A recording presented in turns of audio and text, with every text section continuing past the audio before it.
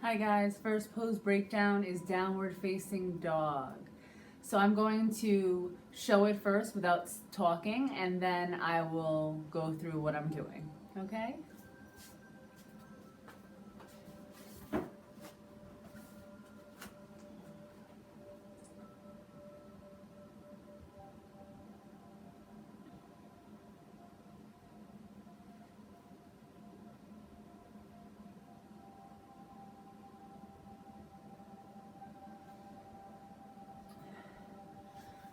Now I could make that look easy, but it is actually a very intense pose. There's a lot of stretching on your arms and shoulders and also on your hamstrings. So the first way and how I like to break this down is I like to start on my knees underneath my hip points, hands underneath my shoulders, and my fingertips are facing the front of the mat.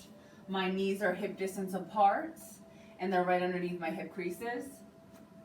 And then from here, I tuck my toes and I keep my neck long. My gaze looks towards my feet and I can see my toes and not my heels from this view. From here, I continue, because if the hamstrings are tight, I continue to kind of bend the knees but lift the tailbone high, like I'm trying to reach my tailbone up and show the wall or the ceiling my butt. I really want to poke my pelvis back or up towards the ceiling. And as I'm doing this, I'm pushing the floor away. My head is long or my neck is long, and the gaze is between my feet, which are hip distance apart. I keep pulling my core in and then spreading the mat apart. Think about pushing through your heels to split the mat back, pushing fingertips forward, feet back, equal energy from hands and feet. So my arms are wrapped around my head by my ears, my core is engaged, my chest is towards my top of thighs, my spine is long. I'm really lengthening my spine here. I'm really pushing the floor away. My shoulder blades are back and down. I'm drawing my heels towards the floor. But remember, you can do your downward dog with knees bent, but the hips still stay high. And this is really nice if you have tight hamstrings. So the heels don't have to touch the floor, but eventually as you get more loose, they may or they may not. So this is an option here. Coming down, taking a little break on the wrist, shaking them out.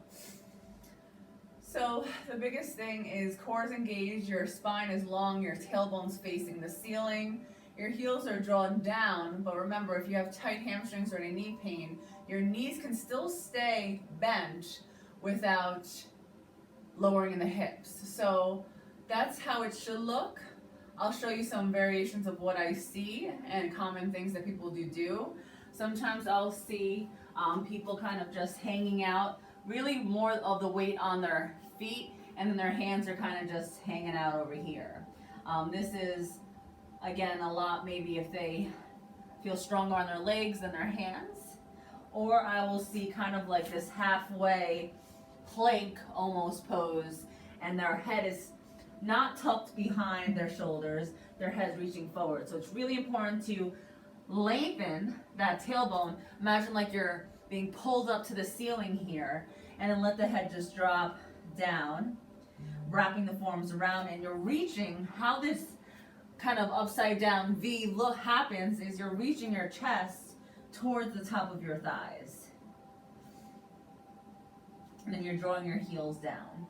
But again, you can, like I said, bend those knees deeply, your heels can come up, you can still have length in your spine. You can still have length in your tailbone or in your whole spine, reaching the tailbone up.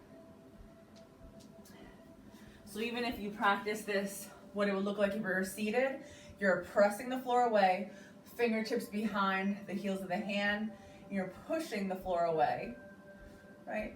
So the arms aren't rounded, they're pushing the floor away. So it's pushing the shoulder blades down the spine. Good. So there's that.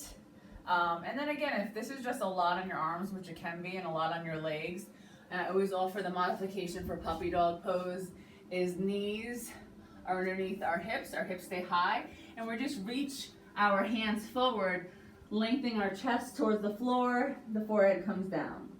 You can still press into the hands, still lengthen the hips back, and get a nice modification if the full posture of downward dog is too much for you. So I hope that helped. I hope seeing it visually helped. I hope the breakdown helped to kind of allow you to kind of see what to do. And if you have any comments or questions, please comment below. Thank you so much.